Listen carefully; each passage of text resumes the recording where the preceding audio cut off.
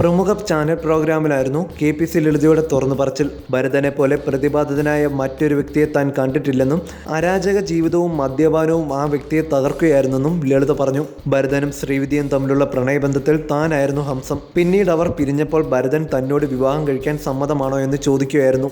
ഞാൻ ഒന്നേ പറഞ്ഞുള്ളൂ, വഴിയിൽ ഉപേക്ഷിക്കാനാണെങ്കിൽ ഞാനില്ല. ഉപേക്ഷിക്കില്ലെന്ന് ഭരതൻ ഉറപ്പു പറഞ്ഞു. എന്നാൽ വിവാഹമെടുത്തപ്പോൾ ഭരതന് ചാഞ്ചാട്ടമുണ്ടായി. വീട്ടുകാർ സമ്മതിക്കില്ലെന്നായിരുന്നു അന്ന് പറഞ്ഞ കാരണം. ഞാനന്ന് ഷൂട്ടിന് പോവുകയായിരുന്നു. പോകുന്ന വഴിക്ക് ട്രെയിന് മുന്നിൽ ചാടി ആത്മഹത്യ ചെയ്തെന്ന് പറഞ്ഞപ്പോൾ ഭരതന് പേടിയായി. അന്ന് ഒരാളെ കൂട്ടിയാണ് എന്നെ ഷൂട്ടിന് വിട്ടത്. ജീവിതത്തിൽ തന്നെ ഏറ്റവും അധികം വേട്ടയാടിയിട്ടുള്ളത് അടൂർ ബാസിയാണെന്നും ലളിത വെളിപ്പെടുത്തി. വിവാഹം കഴിക്കാതെ കൂടെ നിർത്താനായിരുന്നു ശ്രമം. താൻ അതിന് വഴങ്ങിക്കൊടുക്കാതിരുന്നപ്പോൾ നിരവധി സിനിമകളിൽ നിന്ന് തന്നെ ഒഴിവാക്കി. മദ്രാസിൽ ജോലിക്കാരിക്കൊപ്പം താമസിക്കവേ അടൂർ ബാസി മദ്യപിച്ചു വന്ന് ബഹളം കൂട്ടി. നഗ്നനായി രാത്രി മുഴുവൻ പ്രശ്നമുണ്ടാക്കിയെന്നും അടുത്ത ദിവസം ബഹദൂർ എത്തിയാണ് ബാസിയെ കൂട്ടിക്കൊണ്ടുപോയതെന്നും KPC ലളിത പറഞ്ഞു.